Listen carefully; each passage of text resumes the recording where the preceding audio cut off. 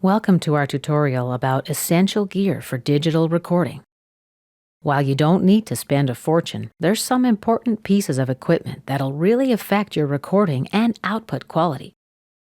A computer that you use for music processing, especially if you do music and video processing, needs much more power and capacity than a computer that you use just for internet or word processing or other home use.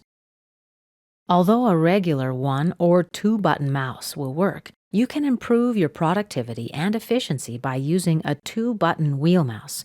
It'll really help with editing as well as scrolling. These days, the power necessary to run a digital audio workstation on your computer is fairly common. At minimum, you'd want an 800 MHz processor, but you'd be better off with at least 3 GHz. 1 GB of RAM will serve you a lot better than 512 megabytes, but get at least 2 GB and preferably 4 to 6 if you can. While a laptop is great for portable recording, to be comfortable at home you'll want 2 monitors, especially while you're mixing. These days, it's no problem to attach an external monitor to your laptop. Your laptop just needs to have a second video card available.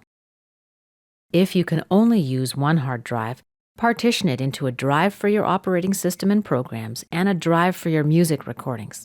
But it's always preferable to have a second hard drive. A second hard drive improves the performance of your recording and playback when you have large sessions or use a lot of live plugins. You should record only to your system drive when you can't really install a second hard drive. Audio and video files and the files that you make while processing them take up a lot of space.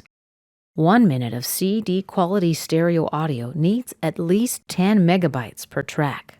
What that means is that your 3-minute song with 5 tracks needs at least 150 megabytes of space. Your audio drive needs to be big.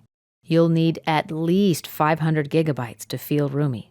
It's easy for a 3-minute song to take well over 5 gigabytes. Keep enough space free on your system disk so that your computer can transfer data quickly, which is really important when monitoring your audio and video. Be sure to do your disk maintenance by cleaning up and defragmenting if you're on a Windows platform on a regular basis. Make sure you back up your work frequently on an external hard drive and maintain good archives on external hard drives. Hard drives are easily damaged by heat, dust, use, and any other type of condition. So keep multiple backups and replace your external backup hard drives frequently, at least every couple years. Store them carefully. You'll need an audio and MIDI interface for your computer that suits your needs and budgets. The considerations are the number of inputs and outputs, portability, etc. Your sound card can be an external unit that you connect via USB, or it can be an internal sound card. If you're using Pro Tools HD or LE, these are the interface with your computer.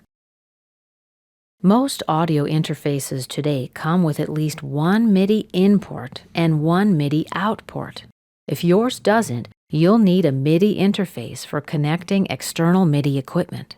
You'll also need a virtual or external MIDI instrument where the sound can play, and any audio equipment needed to listen to it.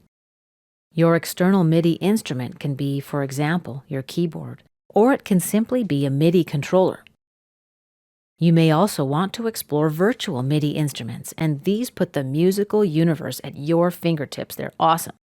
Most software comes with some virtual instruments, and there's a lot of different high-quality sounds available from third-party developers.